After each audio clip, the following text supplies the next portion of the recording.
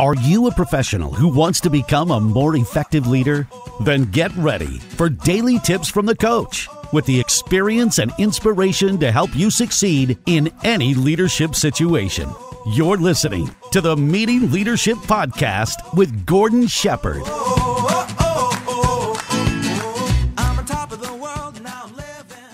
Welcome to another episode of the Meeting Leadership Podcast, where we give you the tips and the strategies that you need to grow your leadership skills and learn how to run outstanding meetings. And today on the show, we're going to tackle an issue that is critical for all professionals, especially those who are at the top of the food chain. Because today, we're going to talk about why all leaders need an IT strategy. And to do this, we're lucky enough to have David Papp, an IT expert, back on the show. Now, for those of you who don't remember, David was on episode 79, and it was called Why All Leaders Need an IT Audit. Well, today, David is going to bring his big picture perspective to help you, as a leader, really figure out why you need continuity in the IT area. And I'm not going to steal any more from this great interview. Here it is with David Papp. David Papp, welcome back to the show. You knocked it out of the park in episode 79. That's why we've got you back here again, to get us more into the technology things that leaders really need to know. And for folks that haven't heard that episode, I can tell you, I come by inviting David Papp onto this show very honestly. He is a worldwide known technology expert. He's a business owner. He's an entrepreneur. He's a professional speaker. I've seen him in all these different areas, and I've even recommended him to do things like build websites and do social media and IT recommendations for my very own clients. I cannot say enough. David, welcome to the show. Yeah, thanks, Gord. Always a pleasure. For the folks that don't know you, what are the sort of things that you'd like them to know about yourself? I'm a computer engineer by training. I have a number of different industry certifications, and I've been doing this for over 30 years. I feel that I'm a technology pioneer and truly at the forefront. And I'm one of those guys, I feel, that understands the forest from the trees. I understand the big picture. So my analogy there is I consider myself a general contractor of technology. I do have some specializations of myself that I understand and I can dump into, but essentially being a general contractor in technology, I think, is a requirement for a lot of organizations to view the big picture and how one area can affect another and how you can have optimizations or problems can emerge because you haven't actually considered what the big picture is like. Well, and that is a perfect lead in to today's topic that we talked about before the show, which is titled, Why All Leaders Need an IT Strategy. Now, when I think about the leaders hearing IT strategy and their eyes are glazing over, how can we give them some hope? What's the first thing that you need them to know? Here are some things that you want to avoid. A lot of organizations have either one individual or a few individuals who are part of their IT department. And a lot of instances, it's somebody who happened to know a little bit more about computers than the owner of the company. They knew where the power switch was. They know how to turn it on and off and reboot things when there was a problem. So, hey, you're in charge of tech.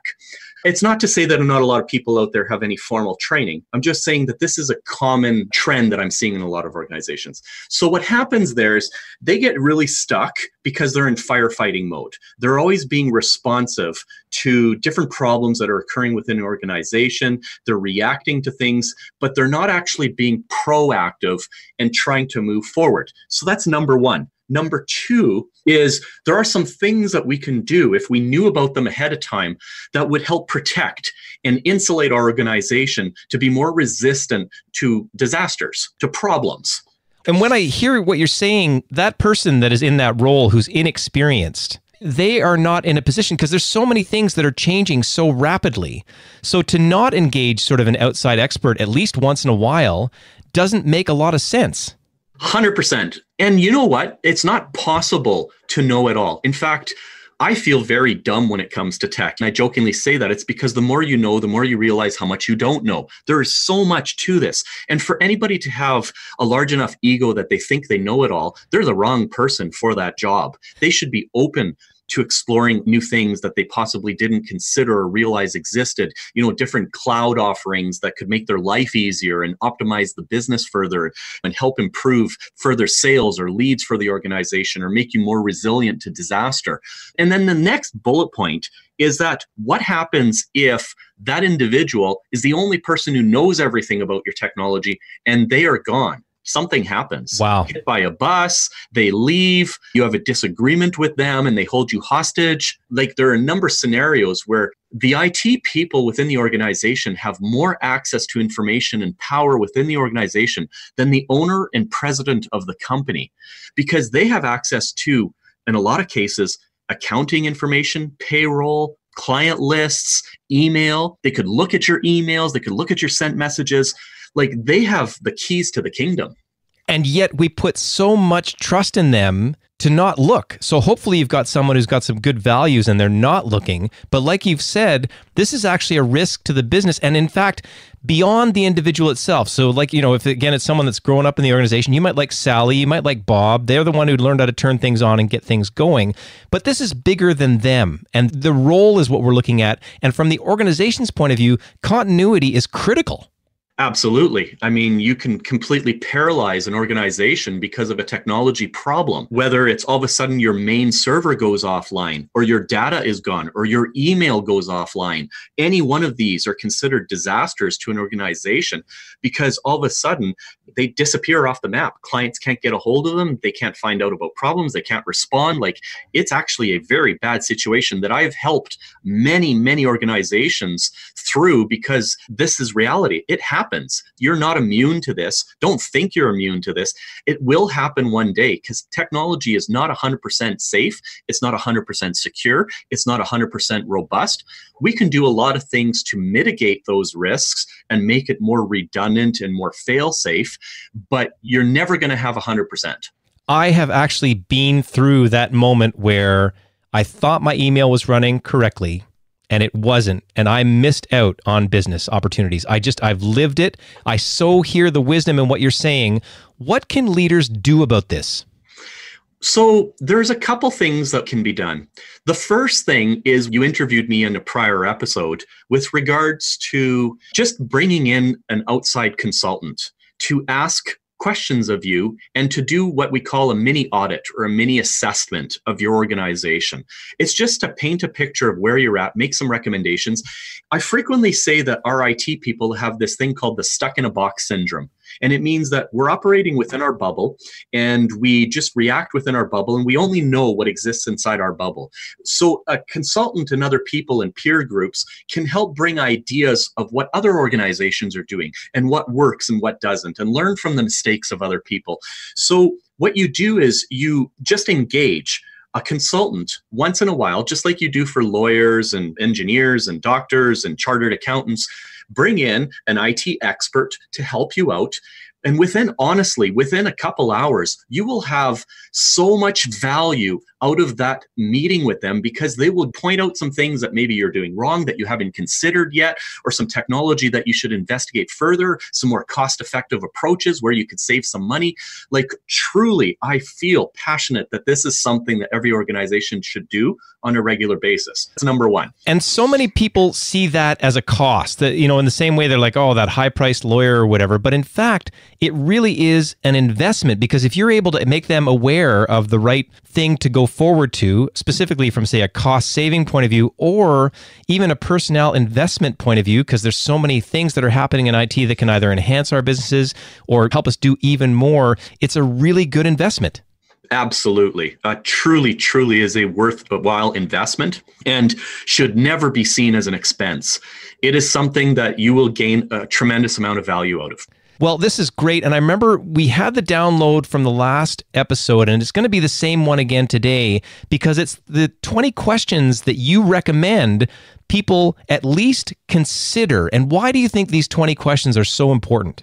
So the 20 questions are just the basis to get you thinking about the different areas of your technology within your organization, of things that you might not have even thought of, or that things that maybe you've taken for granted that they're operating right now, and maybe they aren't. A tiny little story, I was working on a case file with somebody who was religiously doing their backups. Every single day they were swapping out back then it was cassette tapes, putting it in, taking it off site, and yet nobody was paying attention to the error log that was in there, realizing that for 3 years, none of those backups was working. It was failing within the first 5 minutes.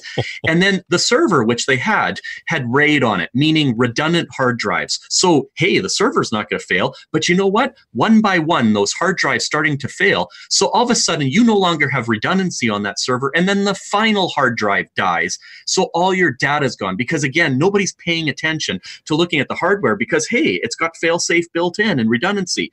And then they lost everything. They had to rebuild everything from paper because the data recovery wasn't even possible. Those drives were so dead. But catching things like this by just taking a look at it, and if you don't have a time, you could have somebody else from outside take a look at it.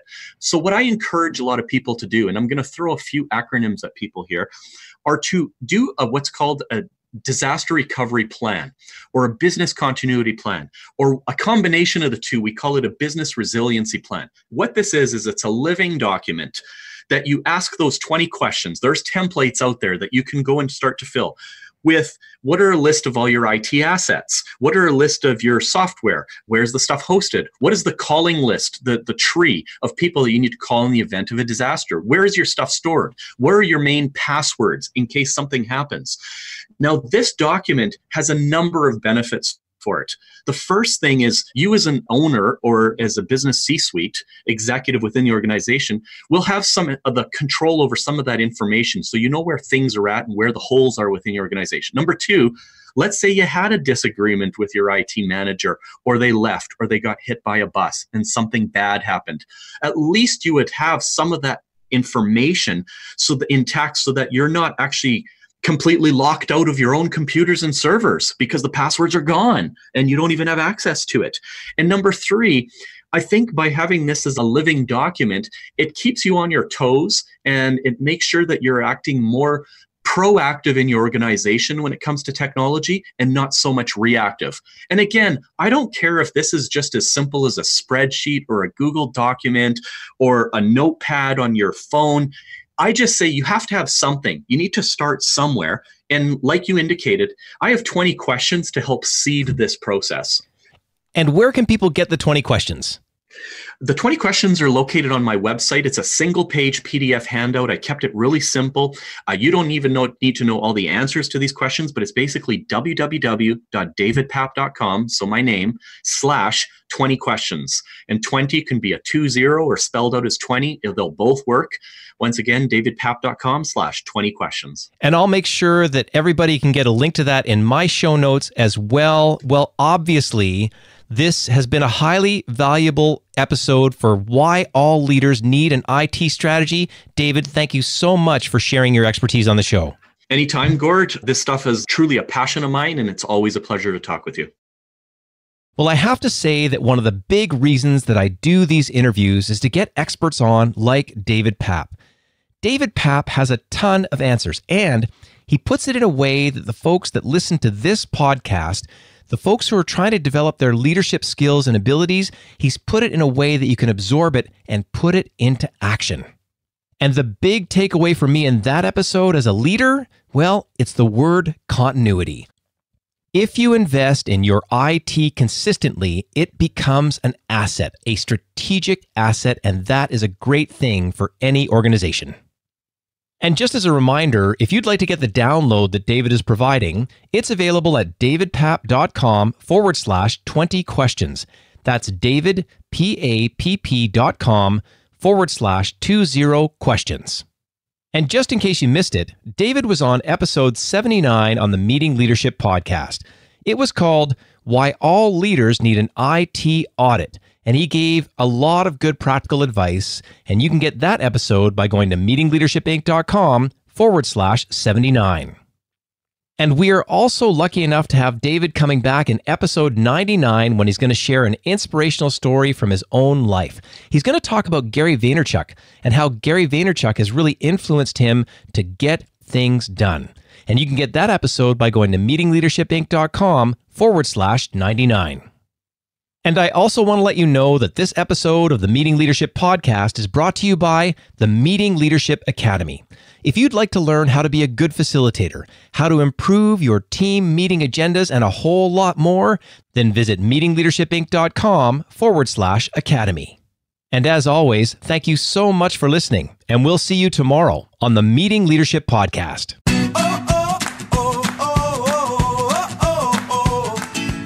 Thanks for listening to the Meeting Leadership Podcast. Be sure to subscribe for more strategies to help you become an outstanding leader. And don't forget to rate and review so we can bring you fresh content every day. We'll see you tomorrow, right here on the Meeting Leadership Podcast. I'm on top of the world and now I'm living, and the good just gets better, keeps on giving. Not even close to the end, it's just beginning.